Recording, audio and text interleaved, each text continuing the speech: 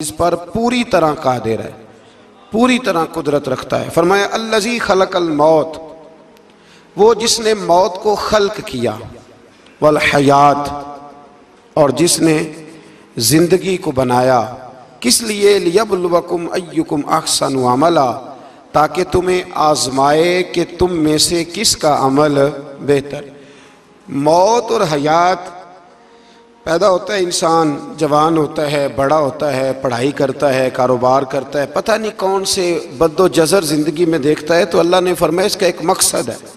मकसद ये है कि पता चले तुम में से अच्छे अमल कौन करता है। तो हम यहाँ अमल करने आए हैं।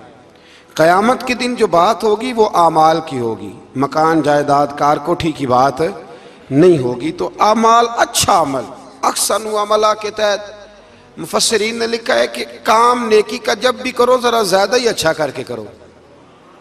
वुज़ू करो तो सोना करके करो, नमाज पढ़ो तो ज़रा आज गए पढ़नी जो है तो अब ज़रा सोनी करके पढ़ो।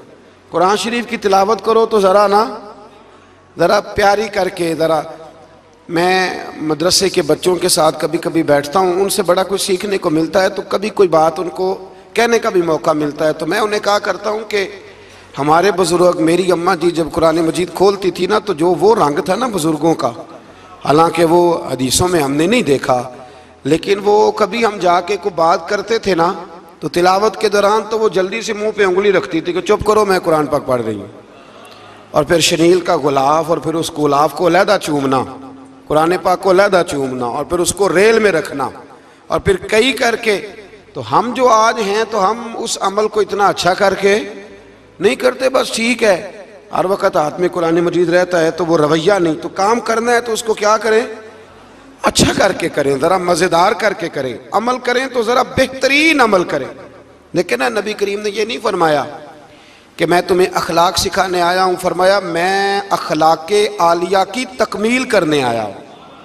यानी जो बड़ा इखलाक है ना, अहसन तरीन अमल, उसका मेरे नबी पाक ने दर्स इरशाद फरमाया है। उसका एक सहाबी ने पूछा, या रसूल अल्लाह सल्लल्लाहु अलैहि वसल्लम, बेहतरीन अमल कौन सा है? बेहतरीन अमल? तो हुजूर ने फरमाया बेहतरीन अमल उस बंदे का है, उम्र लंबी हो पर काम सारे ही अच्छे हों। यानी तू अहसन तरीके से ज़िंदगी गुजारे, अच्छे तरीके से तेरा वक्त गुजरे। तो अमल जब भी करे ना, देखे ना, सदका और खैरात करना है तो तंग आके भी तो करना ही है ना, और गरीब को 10 चक्कर घर में लगवा के भी तो करना ही है ना, उसको 6 दफ़ा डांट के भी तो करना ही है। तो करना है तो लिहाजा सही करके कर दो। मतलब वो घर में खातूने खाना ने कपड़ों के लिए पैसे मांग लिए, तो 1.5 घंटे के लेक्चर के बाद भी तो देने ही है ना। क्या ख्याल है आपका? तो अगर वक़्त पे दे दिए जाएं तो चलो मामला ज़रा, या तो ना दें, बात ख़त्म हो गई। तो अगर आपने 1.5 घंटे के शदीद एहतजाज के बाद भी देने ही हैं, तो फिर यह है कि अमल को अच्छा करके कर लें, ज़रा उसमें खूबसूरती रहती है। अल्लाह ताला समझने की तौफीक अता फरमाए।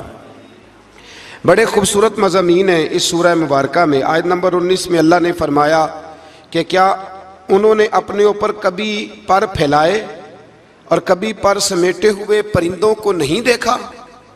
क्या तुमने कभी देखा नहीं, कुछ परिंदे ऊपर उड़ते हैं तो पर फैलाए होते हैं और कुछ ने पर समेटे होते हैं। तो फरमाया उनको फिजा में रहमान के अलावा को रोक नहीं सकता।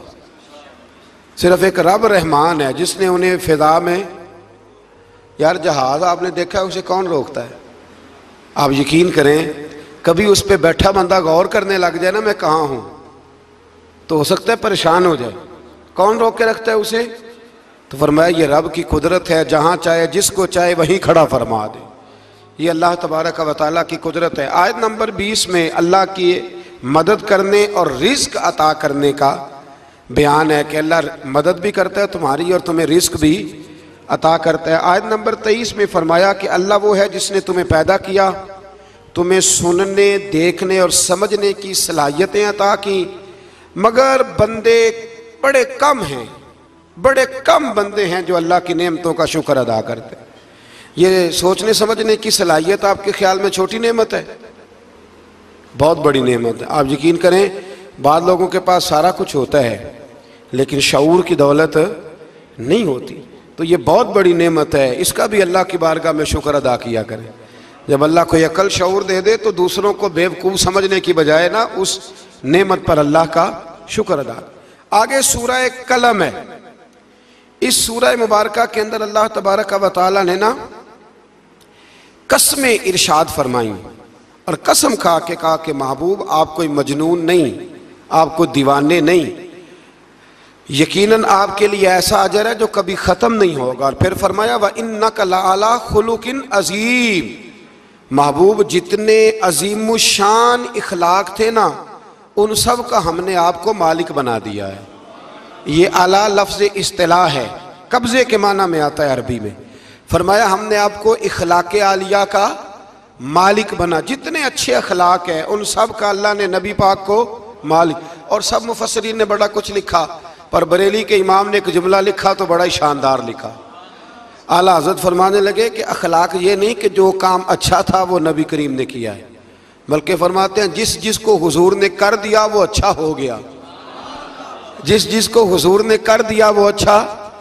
फरमाते रसूल करीम का मुस्कुराना भी अच्छा ही है और कभी दीन की मुखालिफों पर नाराज़ होना भी अच्छा ही है। नबी पाक अलैहिस्सलाम का बदर में तलवार उठाना भी अच्छा है और रसूल करीम सल्लल्लाहु ताला अलैहि वसल्लम का फतह मक्का के दिन माफ़ कर देना भी, ये सारा कुछ ही अच्छा है। बस जिसको हुजूर जब करते गए वो अच्छा होता गया। और हज़रत आयशा सिद्दीक़ा रदी अल्लाह ताला अन्हा से जब किसी ने पूछा था कि बताइए नबी करीम अलैहिस्सलातु सलाम के अखलाक आलिया कैसे थे, तो हज़रत आयशा सिद्दीक़ा कहने लगी तुमने कुरान नहीं पढ़ा? सारे अखलाक जो कुरान में हैं वो सारा मेरे रसूल पाक का अखलाक ही है, वो सारा मेरे नबी करीम अलैहिस्सलाम का अखलाक ही है, वो सारा अखलाक है रसूल पाक सैयद आलम सल्लल्लाहु ताला अलैहि वसल्लम। तो फिर इससे आगे जाके ना आयत नंबर 8 से अल्लाह तबारक व तआला ने रसूल करीम सल्लल्लाहु अलैहि वसल्लम को फरमाया कि कुफ़ार चाहते हैं कि दीन के मामले में आप इनसे बेजा रियायत बरतें, आप उन पर आसानी करें, खुली छुट्टी दे दें और जवाब में वो भी रियायत करेंगे। फरमाया ऐसा नहीं हो सकता, हक पर कोई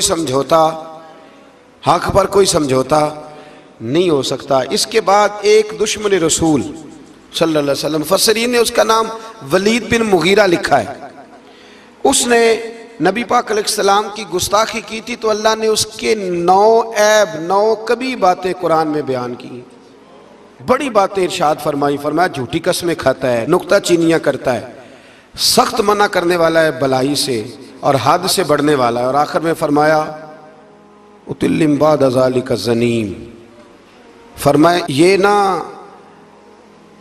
है ही बद असल, इसकी असल में ही मसला है। ये कितनी सख्त बात है, जब नबी करीम के बेअदब की बात होती है तो फिर बातें सख्त ही होती हैं। ये कुरान मजीद ने सख्त बातें फरमाया कि ये इसकी असल में ही मसला है महबूब। उसने एक बात की तो अल्लाह करीम ने 9 उसकी कभी औसाफ बयान फरमाए। इसलिए आला हज़रत ने कहा था दुश्मन अहमद पे शिद्दत कीजिए, दुश्मन अहमद पे शिद्दत कीजिए, मुल्हिदों से क्या मुरव्वत कीजिए, शिरक ठहरे जिसमें ताज़ीम हबीब, उस बुरे मजहब पे लानत कीजिए, उस बुरे मजहब पे लानत कीजिए। और जो ना भूला हम गरीबों को रज़ा, जिक्र उसका अपनी आदत कीजिए। आगे फिर सूरतुल हाक़ा, इस सूरह मुबारका के शुरू में क़यामत के हक़ और यकीनी होने को बयान किया गया है। फिर कौम समूद और कौम आद और फ़िरौन पर नाजिल होने वाले आज़ाब का जिक्र है। ये सारे मज़ामीन पहले बयान हो चुके हैं ना जी, माशाअल्लाह तफसील से हम सुन चुके हैं। कौम आद, कौम समूद, इन सब के बारे में इस सूरह मुबारका में अल्लाह ने बयान फरमाया। इसी सूरह की आयत नंबर 19 से बताया कि क़यामत में जिसके नामा या माल उसके दाएँ हाथ में दिया जाएगा ये उसके सुरखरू होने की अलामत होगी। जिसके सीधे हाथ में नामा या माल दिया जाएगा मतलब होगा कि कामयाब हो गया, और वो इफ्तिखार के साथ लोगों से कहेगा, बड़े फ़ख्र के साथ कहेगा कि आओ मेरा नामा या माल पढ़ो। इसके बरअक्स जिसका नामा या माल उसके बाएं हाथ में दिया जाएगा ये उसकी रुसवाई की अलामत होगी। उसकी रुसवाई की अलामत होगी और वो कहेगा काश मेरा नामा या माल दिया ही ना जाता और मौत के साथ ही मेरा किस्सा हमेशा के लिए ख़त्म हो चुका होता। जिसका भी नामा या माल सीधे हाथ में, हमारे बुजुर्ग फरमाते हैं कि सीधे हाथ से लेना देना हुजूर की सुन्नत है। कोशिश करें लें भी सीधे हाथ से, दें भी, खाएं भी सीधे हाथ से। फरमाते हैं आदत ही सीधे हाथ की बना लो, जब क़यामत में फरिश्ते नामा या माल देने लगे तो आदत ही सीधे हाथ की हो, आदत ही सीधे हाथ की हो, आदत, और सीधे हाथ से लें, सीधे हाथ से ही दें। क़यामत में जिसका नामा या माल सीधे हाथ में दिया जाएगा समझिए वो कामयाब हुआ। और जब जिस बच्चे की फर्स्ट पोजीशन आई होती है ना, वो रिज़ल्ट कार्ड सारे मोहल्ले को दिखाता है, और जो फेल हो जाता है वो अब्बा जी को भी नहीं दिखाता। वो कहते हैं कि वो अभी आया नहीं, मिला नहीं। क़यामत के दिन भी जो कामयाब होंगे ना, वो दुनिया को बताएंगे कि अल्लाह ने फजल कर दिया है, और जो नाकाम हो मुँह छुपाते फिरेंगे। अल्लाह हमें पर्दा पोशी अता फरमाए। फिर आगे सूरतुल मारिज है। इस सूरत के शुरू में ही अज़ाब क़यामत का एक बार फिर बयान है कि हशर का एक दिन 50,000 साल के बराबर होगा। आसमान पिघले हुए तांबे की तरह हो जाएगा और पहाड़ धनी हुई रंगीन ऊन की तरह हो जाएंगे। कोई किसी का पुरसाने हाल न होगा। उस वक़्त मुजरिम ये तमन्ना करेंगे कि बीवी भाई रिश्तेदार, बीवी भाई रिश्तेदार और तमाम अहले ज़मीन सबको अपना फिदिया दे के अपनी जान छुड़ा ले, सबको धोंस दे आग में, लेकिन अपनी जान छुड़ा ले। उस दिन इंसान का ये हाल होगा। ये जो कुछ लोग, मैंने पहले भी कहा था कि कुछ लोग ना मजाक उड़ाते हैं क़यामत के अजाब का, कब्र के अजाब का, ये बात दुरुस्त नहीं है। देखें ना कि अल्लाह ताला ने कुरान मजीद की वाज़े आयात में अजाब का जिक्र फरमाया है। क्यों फरमाया है? कि लोग उस अजाब से डरे, उससे बचने के लिए तैयारी करें, ये बयान फरमाया। अब यहाँ लोग मजाक उड़ाते हैं माज़ अल्लाह ताला, कहते हैं देखो जी फलां मौलाना कह रहे थे बुच्चू आएंगे तो ये होगा। खुदा के बंदो, मौलाना कौन होते हैं? मौलाना कौन होते हैं ये बात करने वाले? ये तो हदीसों में आई, कुरान मजीद की आयात में आई। आप मजाक नहीं उड़ाएं, बल्कि कोशिश करें कि अल्लाह तबारक व तआला हमें समझने की तौफीक अता फरमाए। फिर आयत नंबर 19 से इंसान के कम हौसला होने, मुसीबत के वक़्त घबरा जाने और नफ़ा पहुँचने की सूरत में बुखल करने का जिक्र है। फरमाया बड़े कम हौसले वाला है, मुसीबत के वक़्त घबरा जाता है, और अगर इसे हम नफ़ा दें ना, तो जब नफ़ा मिले तो चाहिए था ना सखावत करता, तो उस वक़्त क्या करता है? बुखल करता है, कंजूसी करता है। अल्लाह फरमा रहा है, नबी पाक अलैहिस्सलाम ने फरमाया ये जो सखी होता है ना, फरमाया ये सखी बंदों के दिल के करीब भी होता है, अल्लाह के करीब भी होता है और जन्नत के करीब भी होता है। और फरमाया ये जो बखील होता है ना, बखील, ये बंदों से भी दूर ही होता है, बंदों से भी दूर है, जन्नत से भी दूर है, और अल्लाह तबारक व तआला के कुर्ब से भी दूर है। और हुजूर फरमाते हैं जब सुबह सूरज तुलू होता है तो फरिश्ता दुआ करता है, अल्लाह सखी को ज़्यादा अता फरमा, और कहता है या अल्लाह जो कंजूसी करे ना उससे रोक ले, उसे ना दे, इसलिए कि जब वो नहीं दे रहा। बड़ी खूबसूरत मिसाल अल्लामा इस्माइल हकी ने लिखी है। आप फरमाते हैं कुएं से सारा पानी ख़त्म हो जाए तो नीचे से ताज़ा आ जाता है, और अगर पानी ख़त्म ना हो, अंदर ही पड़ा रहे तो बासी हो जाता है। तो ऐसा होना चाहिए कि एक दफ़ा सारा पानी ख़त्म, मैं आपको सारा माल सदका करने को नहीं कह रहा, लेकिन हज़रत अबू बकर सिद्दीक ने कई दफ़ा ये काम किया।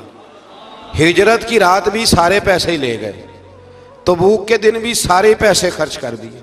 हुजूर ने ऐलान किया तो सारे पैसे ही। मौलाना हसन रज़ा साहब फरमाया करते थे आला हज़रत के भाई, बयां हो किस ज़ुबान से मर्तबा सिद्दीक़ अकबर का, कि महबूब खुदा महबूब है सिद्दीक़ अकबर का, और लुटाया राह हक ने घर कई बार इस मोहब्बत से कि लुट लुट कर हसन घर बन गया सिद्दीक़ अकबर का। लुट लुट कर हसन घर बन गया सिद्दीक़ अकबर का। तो कंजूसी से बचने की कोशिश करें। हाँ, इस्लाम फजूल खर्ची से मना करता है, फजूल खर्ची नहीं करें, लेकिन जहाँ खर्च करना हो वहाँ से कंजूसी भी न करें। फिर इससे आगे सूरह नूह का जिक्र है। इस सूरह के शुरू में ही नूह अलैहिस्सलाम का अपनी कौम की तरफ मबूस होने पर कौम को अल्लाह की इबादत की दावत देने और गुनाह छोड़ने का जिक्र है। फिर हज़रत नूह अलैहिस्सलाम ने जो अपनी कौम के बारे में अल्लाह से फरियाद की कि अल्लाह जो नहीं मानते, फिर अजाब आया, तो उस सारी बात का अल्लाह ने सूरह नूह के अंदर जिक्र फरमाया। फिर आगे सूरतुल जिन्न है, सूरह जिन। मैंने आपको पिछले कुछ असबाक में भी बताया था कि जिन नबी करीम अलैहिस्सलाम के ग़ुलाम थे, हुजूर का कलमा पढ़ते थे। जिन्नात मुसलमान होते हैं, बिला वजह किसी को तंग नहीं करते। हमारे यहाँ जितना शोर है ना जिन्नात के आने का, इतने आते नहीं, इतना काला जादू होता नहीं जितना कि हम लोगों ने समझ लिया है। कुरान मजीद की आखिरी 2 सूरतें पढ़ें, अल्लाह अपनी रहमत फरमाने वाला है, अल्लाह करम नवाजी करने वाला है। इस सूरत में इस अमर का बयान हुआ है कि जिन्नात जो थे वो आलम बाला में ख़बरों की सन गन के लिए, ख़बरें तलाश करने के लिए जाया करते थे, मगर अब वो वक्त आ गया है कि आलम बाला में उनका दाखिला बंद कर दिया गया है। एक वक्त था कि जिन्नात ख़बरें सुनने गिनने के लिए चले जाते थे, अब उनका दाखिला अब वहाँ की ख़बरें बता सकते। यानी को बाबा जी अगर कह देना कि मुझे जिन ने बताया है कि तेरी इतनी रोज़ी है, इतनी बांध है, तब तू मर जाएगा, तो ये बात इसलिए दुरुस्त नहीं कि अब जिन्नों का वहाँ जाना वैसे ही बंद हो गया। तो अब बाबा जी तो आपको पता है ना, ये भी कह देते हैं इल्ला माशाल्लाह कि वो चीज़ें पैसे मांगती हैं। यानी बड़ी बड़ी अजीब फ़लसफ़े के साथ ना वो चीज़ें पैसे मांगती हैं। तो मैंने कहा मतलब चीज़ों का पैसे मांगना तो समझ में नहीं आता, या फिर कोई ऐसी बात बता दी जाती है कि जिससे वो पैसे देने वाला माहौल बन जाता है। तो फरमाया अब इनका वहाँ जाना बंद है, और जो भी जाता है मुहाफिज उनका रास्ता रोक लेते हैं और आग के गोले उन पर बरसाए जाते हैं अगर आसमानों पर जाने की जिन कोशिश करें। जिन्नात ने मशवरा किया कि पूरे रूए ज़मीन का जायज़ा लेके देखें आखिर ये सारा मंजर क्यों तब्दील हो गया, तो ज़रूर कोई बड़ी तब्दीली आई है। हज़रत इब्ने अब्बास रज़ियल्लाहु तआला अन्हु ने बयान किया कि इनकी एक जमात मक्के की तरफ गई और वहाँ नबी पाक अलैहिस्सलाम अकाज़ के बाज़ार में अपने असहाब को सुबह की नमाज पढ़ा रहे थे। उन्होंने ये कुरान सुना और फिर जिन जाके दूसरों को कहने लगे कि ऐसा कुरान सुन के आए हैं कि जैसा कभी नहीं सुना। तो आओ फिर महबूब करीम की बारगाह में चलते हैं। खुद भी मुसलमान हुए और अपनी कौम को भी इस्लाम की दावत दी। इसकी आयत नंबर 26 में अल्लाह तबारक व तआला ने फरमाया, ये सूरह जिन जो है ना, इसकी आयत नंबर 26 अल्लाह करीम ने इरशाद फरमाया, आलिमुल गैबी फला युज़हिरु अला गैबिही अहदा। फरमाया गैब का जानने वाला अपने गैब पर किसी को मुत्तले नहीं करता। गैब का जानने वाला आगाह नहीं करता अपने गैब पर किसी को भी। आगे फरमाया इल्ला मन इर्तदा मिर रसूल, लेकिन अपने रसूलों में से जिसको पसंद करता है इस काम के लिए चुन लेता है। किसी आम बंदे को गैब पर मुत्तले, ये आयत नंबर 26 मैंने कितनी दफ़ा याद कराई है आपको। तो भाई अकायद जो होते हैं वो जब से हम कुरान मजीद पढ़ रहे हैं जगह जगह अकायद आए हैं अहले सुन्नत के, जगह जगह आए। तो आप समझे ना कि ये अकीदा जो होता है ये शेर से साबित नहीं होता, ये कुरान हदीस से साबित होता है। शेर तो एक ज़ौक़ का नाम है। तो फरमाया आम आदमी को अल्लाह गैब पर इत्तला नहीं देता, पर अपने रसूलों में से जिसको चाहता है इस काम के लिए चुन लेता है। तो बताइए नबी पाक से बढ़ के भी अल्लाह किसी को चाहता है? हुजूर ने फरमाया खबरदार हो जाओ, उसने मुझे अपना महबूब बनाया है। अला व अना हबीबुल्लाह, खबरदार मैं अल्लाह का हबीब बन के आया हूँ। तो इल्म गैब अल्लाह ने अपने रसूल को दिया और उसकी बरकत से नबी करीम अलैहिस्सलाम ने दीन का बहुत सारा काम किया। हबीब करीम अलैहिस्सलाम ने बहुत सारी बातें, और बहुत सारे ऐसे लोग हैं जो सिर्फ हुजूर का गैब देख के ईमान लाए, यानी ईमान ही गैब देख के लाए। खुद हजरत अब्बास नबी करीम के चचा, वो जब बदर के लिए आने लगे ना, वो आना उस वक़्त भी नहीं चाह रहे थे, पर कबीले और बरादरी ने मजबूर करके उन्हें साथ तैयार किया। वो आए ना तो जो घर में सोना पड़ा था ना वो एक जगह पे छोड़ आए। अपनी बीवी को कहने लगे कि मैं आ गया तो निकाल लूँगा, और अगर मैं कत्ल कर दिया गया तो तू ना निकाल के बच्चों पे खर्च कर देना। तो नबी पाक अलैहिस्सलाम के पास जब ये कैदी हो के आए तो हुजूर ने फरमाया चचा फिदिया दो, इतने पैसे दो, चले जाओ। तो कहने लगे मेरे पास तो शय ही कोई नहीं। वो जो 15 दिन उम्रे वाले वहाँ रहते हैं ना, वो 2.5 मन की शॉपिंग कर लेते हैं, और जब कस्टम वाला कहता है पैसे दो तो ताज़ा उम्रा किया होता है, कहते शय ही कोई नहीं। ये जुल्म है, ताज़ा उम्रा किया अभी आए हैं। हाँ जी, तो मतलब इतनी वो खस्ता हाली हो जाती है। ये मैं प्रैक्टिकल बता रहा हूँ अल्लाह के फजल से। एक से मैंने कहा तो मुझसे ले ले, कहता चुप करो तुसी को बिच बोल दे। मैंने कहा मुझसे ले लो, दे देना। कहते तू छो, वो भाई छोड़े, आप क्यों गलत बात करते हैं। तो बहुत सारे बंदे होते हैं जो कहते हैं शय कोई नहीं, बिल्कुल कोई शय नहीं।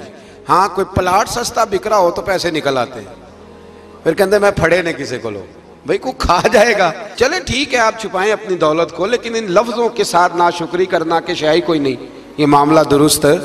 तो हजरत अब्बास ने भी ना नबी करीम की बारगाह में अर्ज किया, हुजूर कोई शय नहीं, कहाँ से दूं। तो हुजूर मुस्कुराए। हुजूर ने फरमाया चाचा जब घर से निकलने लगे थे तो वो अकेले में मेरी चची को बुला के जो पैसे दे के आए थे, और वो उसको कह के आए थे कि मैं आ गया तो मैं तुम्हें बताऊंगा क्या करना है, ना आया तो फिर निकाल के बच्चों पे खर्च कर देना। ये सुनकर हजरत अब्बास पे राशा हुआ तारी। ये सुनकर हजरत हफीज जलंधरी कहते हैं, ये सुनकर हजरत अब्बास पे राशा हुआ तारी कि पैगंबर तो रखता है दिलों की भी खबरदारी। ख्याल आया मुसलमान नेक व बद पहचान जाते हैं और मोहम्मद आदमी के दिल की बातें जान जाते हैं। मोहम्मद आदमी के दिल की बातें जान जाते हैं। और कोई गैब तुमसे नेहा हो भला जब खुदा ही ना छुपा रहा, तुम पर करोड़ों दुरूद व सलाम जब खुदा ही ना छुपा रहा। कितनी अजीब बात है। यहाँ भी लोग तराजू लेके बैठे हैं। इकबाल से किसी ने कहा कि दो उलमा की बहस है, कहता है हुजूर को गैब नहीं, दूसरा कहता है आओ चलें। तो इकबाल कहने लगे मुझे शर्म ना आएगी, मैं वहाँ चला जाऊँ जहाँ लोग मेरे नबी का इल्म तोलने के लिए तराजू लेके बैठे हैं, हुजूर का इल्म तोल रहे हो।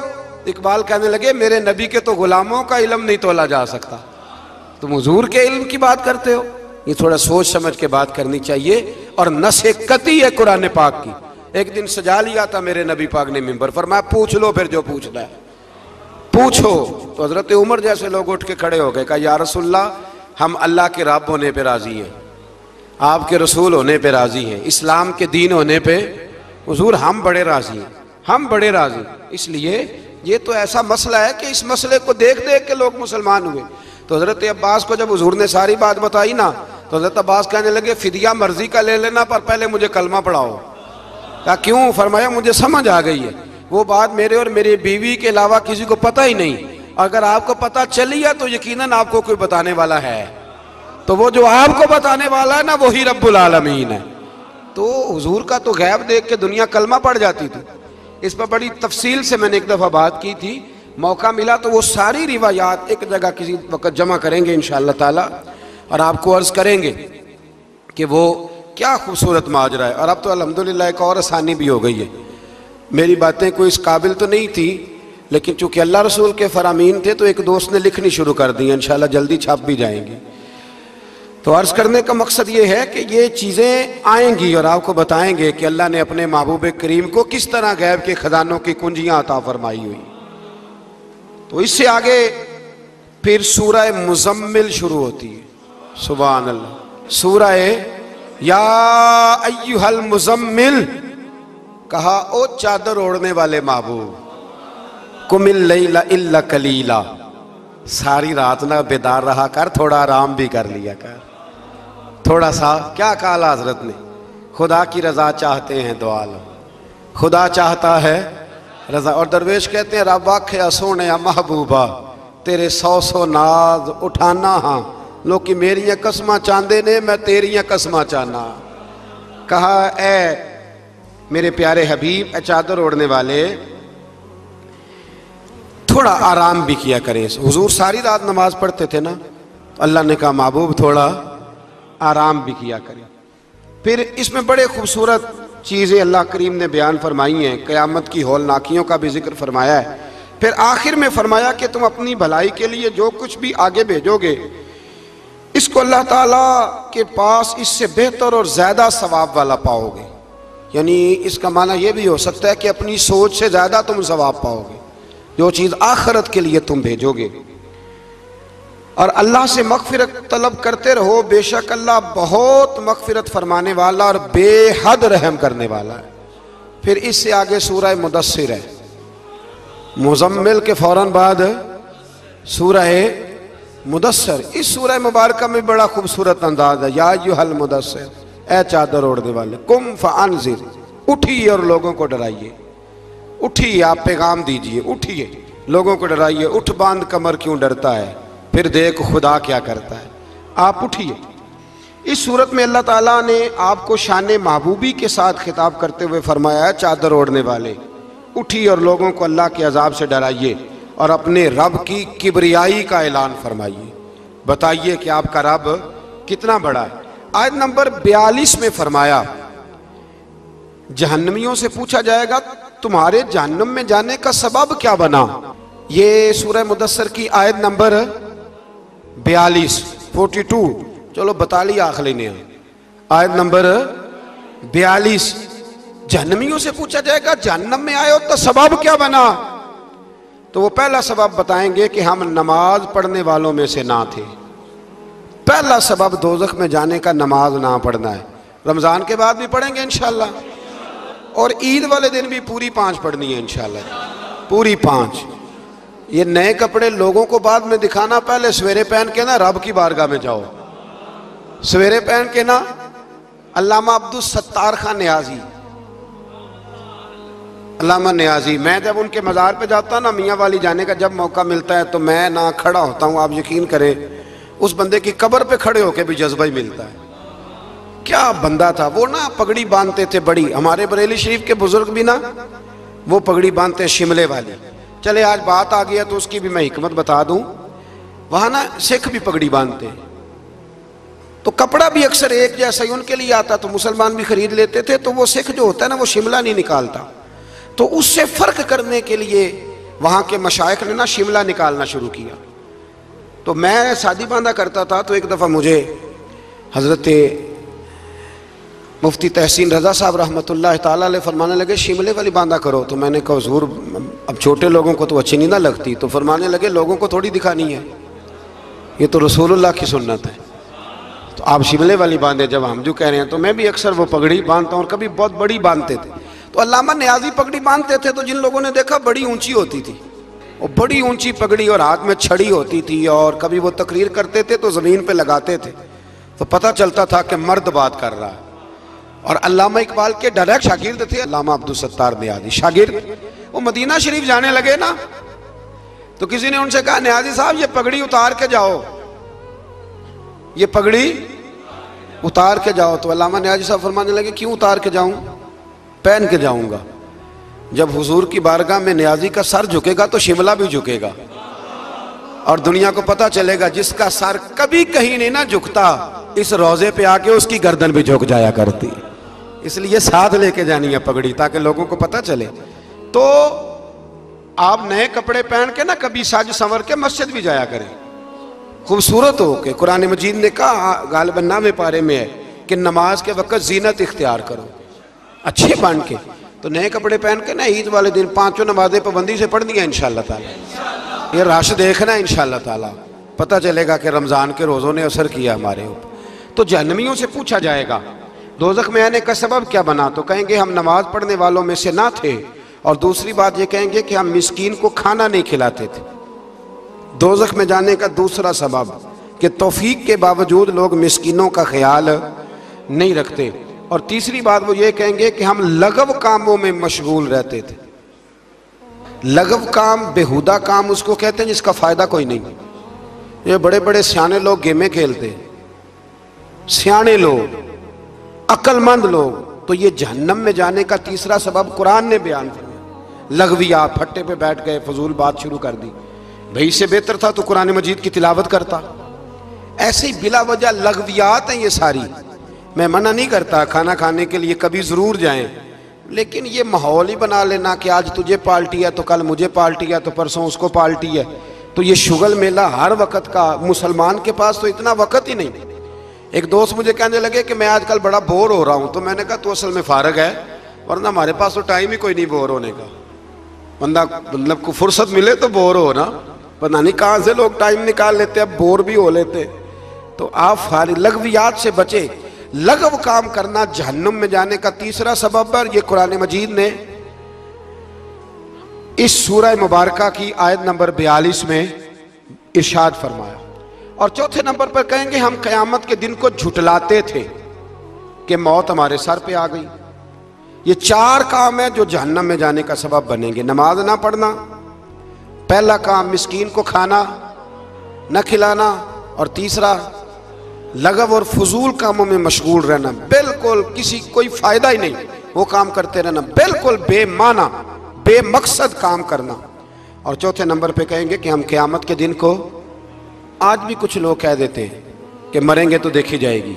मसलन क्या देख लेंगे आप, इतनी बड़ी जुर्रत, इतनी बड़ी। अल्लाह ताला हमें समझने की तौफीक अता फरमाए। सूरतुल क़यामा शुरू हो जाती है जी इससे आगे। इस सूरह मुबारका के अंदर अल्लाह तबारक व तआला ने इन लोगों के बारे में जो आखिरत के मुनकर हैं, अल्लाह ताला ने कसम जिक्र फरमा के इरशाद फरमाया, क्या इंसान ने ये गुमान कर रखा है कि हम मरने के बाद इसकी हड्डियों को जमा नहीं करेंगे? क्यों नहीं, हम इस बात पर कादर हैं कि इनकी उंगलियों के पोरे जैसे पहले थे वैसे ही बना देंगे। यानी उंगलियां तक तुम्हारी जमा कर ली जाएंगी, उंगलियां तक। क़यामत के दिन तुम्हें किसी की कब्र खुली तो उसको देखा कि हड्डियों का पिंजर बन गया, लेकिन अल्लाह उसे भी क़यामत में जमा फरमाएगा दोबारा से। और वो मिसाल मैं 3-4 पारे में दे चुका हूँ, जब हज़रत इब्राहीम अलैहिस्सलाम ने जानवरों का, परिंदों का कीमा करके रखा था और कहा पुकारिए, तो वो सारे अपने परों पर दौड़ते हुए हाजिर हो गए थे। आगे सूरह दहर शुरू होती है। सूरह दहर ये 29वां पारा है, और इसमें सूरतें अगरचे छोटी छोटी हैं पर क्या बात है सब सूरतों की। हर सूरह मुबारका बड़ी अपने अंदर इम्तियाजी शान रखती है। सूरह दहर में फरमाया हल अता अलल इंसानीहीनुम मिनद्दहरि लम यकुन शैय्यम मज़कूरा। फरमाया बेशक गुजरा है इंसान पर ज़माना एक ऐसा कि जब वो कोई काबिल ज़िक्र चीज़ नहीं था। एक वक़्त था कि जब कोई इसका ज़िक्र था कि नहीं, वो वक़्त भी जब ना नाम था ना वल्दियत थी। फिर दुनिया में आके लोग समझते हैं कि मैं उठता हूँ तो ज़माना उठता है, मैं बैठता हूँ तो ज़माना मेरी वजह से निज़ाम चलता है। तो अल्लाह फरमाते हीन मिनद्दहरि लम यकुन शैय्यम मज़कूरा, तेरा तो जिक्र ही कोई नहीं था, तेरा तो जानता ही कोई नहीं था, ये तो रब ने तुझे पैदा किया है। तो अब तू समझता है कि मैं कोई चीज़ हूँ। बड़े बड़े लोगों की कब्रों पे जाओ, कोई पूछने वाला नहीं, कोई नहीं। वो जो कह देते थे तो कानून बनता था, कानून जिनके साइन करने से लोग फांसी से बच भी जाते थे और फांसी लग भी जाते थे। आज उनका जानने पहचानने वाला कोई नहीं। तो इंसान ना भूल जाता है, भूल जाता है। एक दौर वो भी होता है, एक दौर वो भी होता है जब बस में बैठने को जगह कोई नहीं देता, और एक दौर वो भी होता है कि दर्जनों कारें लेके लोग गलियों में खड़े होते हैं। इंसान को सारे वक्त याद रखने चाहिए, इसे भूलना।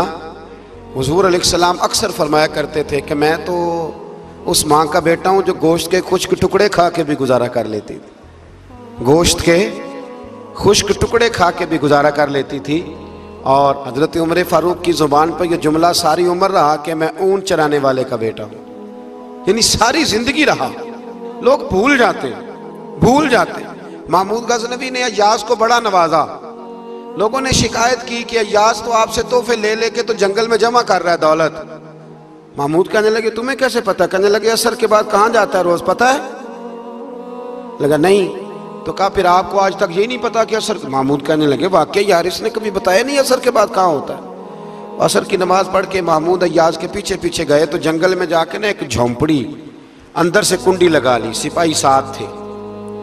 महमूद ने गुस्से से दरवाजा बजाया, खटखटाया, और याज ने झट से दरवाजा खोला। महमूद धक्का दे के अंदर गए तो देखा तो एक फटी हुई चटाई, एक पुराना कुर्ता, टूटे हुए जूते, एक पगड़ी और थोड़ा सा ना सामान हल्का फुल्का बिखरा पड़ा है। ये क्या है, क्यों आते हो यहाँ, बताया क्यों नहीं? तो याज कहने लगे बादशाह मैं यहाँ ना रोजाना अपनी औकात याद करने आता। क्या मतलब? कहने लगे जब मैं तेरे पास आया था तो ये वाला मैंने पहना हुआ था लिबास, ये मेरे घर की कुल मालियत थी, तो बादशाह है। आज अगर तू नाराज हो जाए तो कौन पूछ सकता है? मैं रोज आके अपनी औकात याद करता हूँ कि दोबारा अगर यहाँ आना पड़े तो मुझे मुश्किल ना हो। मुल्ला रूमी से किसी ने कहा था खशियत क्या होती है? तो आप फरमाने लगे एक मांगने वाली से एक बादशाह ने निकाह कर लिया था। मांगती थी, बादशाह को पसंद आ गई, शादी हो गई, तो सारा दिन रोती थी, सारा दिन रोती थी। तो उसकी कनीजें उससे कहने लगी कि बस भी कर, अल्लाह का शुक्र भी अदा कर, इतना तुझे अल्लाह ने नवाज, तू रोती रहती है। तो कहने लगी इसलिए नहीं रोती, रोती इसलिए हूं कि मैं इस काबिल नहीं थी, और डरती इस बात से हूं कि कहीं मेरा साईं नाराज ना हो जाए। मैं तो गलियां दा रूड़ा कूड़ा, मैं गलियां दा रूड़ा कूड़ा, ते मैनू महल चढ़ाया, मैनू महल चढ़ाया। एक मेरा संगी ना बड़ा महंगा स्वेटर ले आया मेरे लिए, कुछ ज़्यादा ही महंगा था वो। मैंने उसे कहा यार ये रख ले तू। कहने लगे हम ले आए तो बस कबूल करें। तो मैंने कहा मेरी अम्मा ना क्रोशिये से मेरे लिए स्वेटर बनाती थी, क्रोशिये की टोपी। पता नहीं क्रोशिये का भी नई नस्ल को पता हो कि ना हो, तो वो अम्मा जी ने बना के दिया। तो फिर उसके बाद मेरे छोटे भाई ने भी पहना, फिर मेरा एक भांजा ले गया छोटा, उसने भी पहना। तो वो इतना मज़ेदार होता था, इतना शानदार होता था कि जो धागे उसमें लगे हुए थे वो दोबारा किसी और जगह नज़र, वो कहीं और मुयस्सर। तो अपनी असल जो होती है उसका ख्याल रखें, उसका ध्यान करें, उस पर तवज्जो करें, उस पर ज़रूर गौर करें। ये बड़ी अहम बात, बहरहाल इस पर बड़ी बातें कहने वाली हैं, लेकिन मैं आगे बढ़ता हूँ। सूरह दहर से आगे सूरह मुरसिलात है। इस सूरह के शुरू में आसारे क़यामत का जिक्र है और बार